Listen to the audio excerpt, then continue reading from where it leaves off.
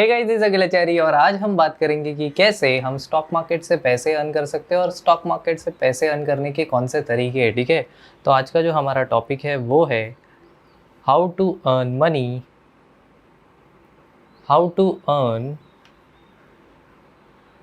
Money from stock markets. ठीक है, तो देखो, स्टॉक मार्केट से अगर हमें पैसे अर्न करने हैं तो इसके दो रास्ते होते हैं। पहला आपने सुना होगा इन्वेस्टिंग और दूसरा रास्ता होता है ट्रेडिंग। ठीक है, अब इन्वेस्टिंग क्या होता है और ट्रेडिंग क्या होता है।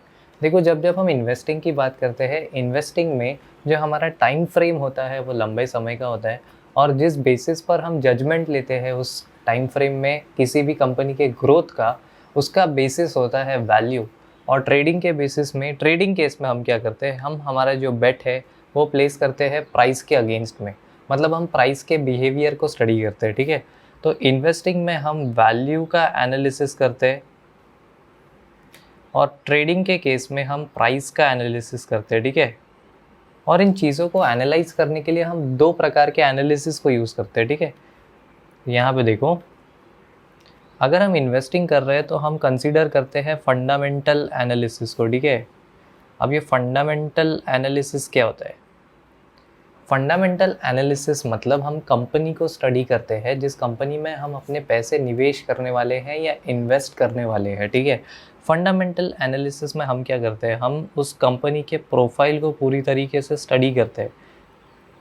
हम ये स्टडी करते हैं कि जो लोग उस कंपनी को चला रहे हैं वो लोग कैसे, यानी कि कंपनी का मैनेजमेंट कैसा है। हम ये चीज़ स्टडी करते हैं कि कंपनी के जो फाइनेंशियल रिपोर्ट्स है वो कैसे है। ठीक है, क्या रिपोर्ट्स में प्रॉफिट दिख रहा है, क्या पिछले क्वार्टर में या पिछले ईयर में कंपनी को कुछ लॉस हुआ होगा। ऐसी तमाम चीज़ें जो है हम फाइनेंशियल रिपोर्ट्स में स्टडी करते हैं कंपनी के। उसके बाद हम ये चेक करते हैं कि कंपनी के पास कितने एसेट्स है, कितने लाइबिलिटीज़ है या लोन्स है। उसके बाद हम ये चेक करते हैं कि कंपनी के फ्यूचर प्लान्स क्या है। हम इसमें ये भी स्टडी करते हैं कि गवर्नमेंट का कोई प्लान इस कंपनी के फेवर में है क्या। ठीक है, हम सेक्टर को एनालाइज करते हैं, हम जो कंपनी का कोर बिजनेस ऑपरेशन है उसको स्टडी करते हैं। ठीक है, यानी कि मतलब हम ऐसे चीज़ों को एनालाइज करते हैं जैसे कि हम उस कंपनी के ओनर हैं। और जब आप इन सारी चीज़ों को एक एक करके एनालाइज कर लेते हो, उसके बाद एक आप लॉन्ग टर्म बेट प्लेस करते हो। ठीक है, मोस्टली जब आप इन्वेस्ट करते हो तो आप ईयरली इन्वेस्ट करते हो, एक साल का व्यू बनाकर इन्वेस्ट करते हो। इससे होता क्या है, इससे बहुत सारे फ़ायदे हैं। इससे फ़ायदे ये है कि अगर आपने साल में ये एक अच्छा डिसीजन ले लिया और चीज़ें आपके थॉट प्रोसेस के हिसाब से या आपने जो स्टडी किया था उसके हिसाब से अगर एग्जीक्यूट हो गई, तो जब साल ख़त्म होगा तो आपने जो प्लान किया होगा उसके रिवॉर्ड्स आपको मिलेंगे।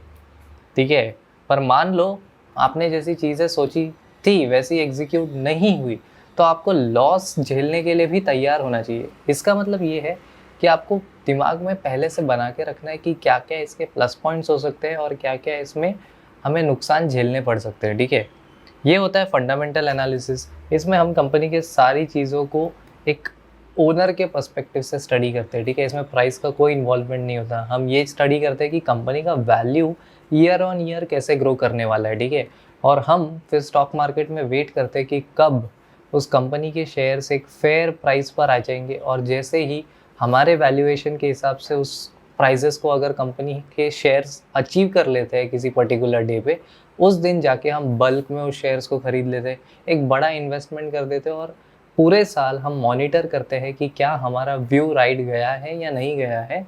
और इसी प्रोसेस को हम धीरे धीरे कंटिन्यू करते हैं। ठीक है, इसमें आप हो सकता है कि आप एक साथ अगर पैसे इन्वेस्ट ना कर सको तो सिस्टमेटिकली कुछ छोटे टाइम पीरियड के इंटरवल में आप पैसे इन्वेस्ट करो। तो अलग अलग स्ट्रैटेजीज से हम इन्वेस्टमेंट करते हैं, बट इसका जो कोर फिलॉसफी है वो फंडामेंटल एनालिसिस पे बेस्ड है।